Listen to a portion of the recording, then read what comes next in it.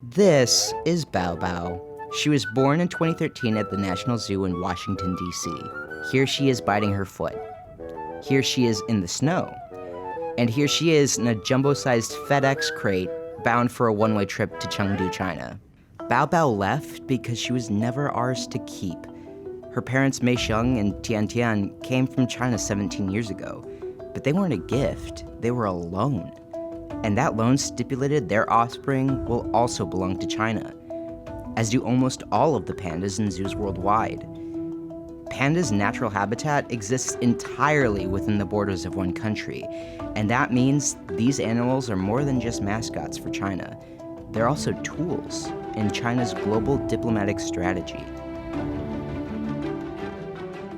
What China figured out as it kind of became more of an international power in the second half of the 20th century was that this was something it could use to its advantage. Pandas have been part of Chinese foreign policy since at least the 1950s. Initially, it was just kind of given in the same way that, governments have usually given exotic animals to others. It gave pandas to its allies. Then after pandas officially became endangered, and that looked kind of tacky, they started giving pandas as loans. In return, the receiving zoos pay $1 million per panda each year in fees.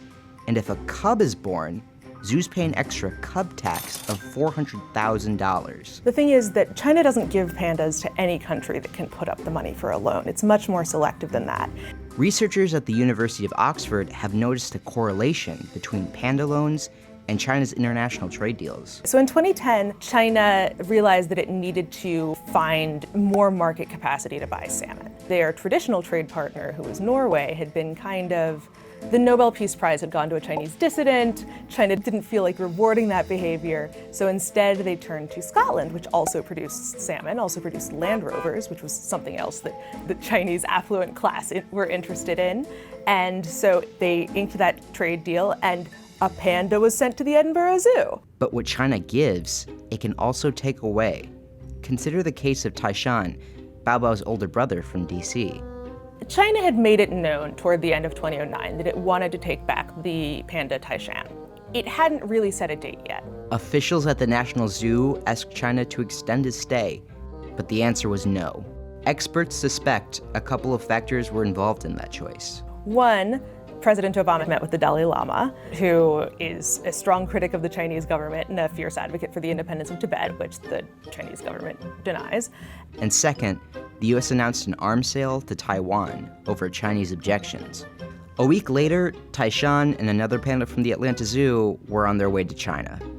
It considers pandas as kind of another arm of diplomacy in the same way that in the event of a diplomatic spat, one country might recall its ambassador or might impose economic sanctions. China sees, or certainly appears to see from the way that its agreements go, pandas as kind of a way to reinforce international relationships that it's building and that it wants to continue. More recently, we saw China delay a panda delivery following the disappearance of a Malaysia Airlines plane carrying 152 Chinese nationals. In 2014, Malaysia was all ready to get its first panda. They had the enclosure ready at the zoo and all of that. And the day of the panda's supposed arrival came and went because the Chinese government was extremely frustrated with the Malaysian government's investigation of the flight, didn't feel that it was doing enough, and so kept the pandas for another month or two as a way to demonstrate to the Malaysian government that, we've signed a regional trade deal with you, we're interested in pursuing a relationship, but you're not making us super happy right now. Currently, the US still has 12 pandas, including Bao Bao's new little brother, Bei Bei. But future relations with China could change that. It's entirely possible that whether in a military respect in the South China Sea or in a political respect with regards to Taiwan, that China will find good reason to feel that the US is no longer interested in pursuing the kind of warm partnership that they've had. So what that means for panda diplomacy is really anyone's guess.